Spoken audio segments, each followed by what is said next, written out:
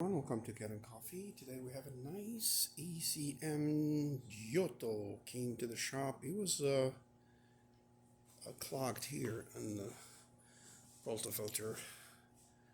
It was clogged. I unclogged it and I descaled the machine and it's working beautifully. This right here, this knob was loose. It didn't stay, so I fixed it and also descaled the machine, which was the main problem because coffee and water were not coming through the filter.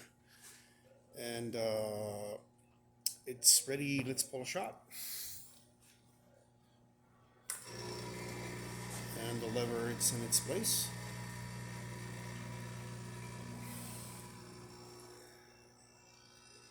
I also adjusted the steam pressure to 1.5. Coffee, that's how it should be. You can see the crema building up already. Beautiful.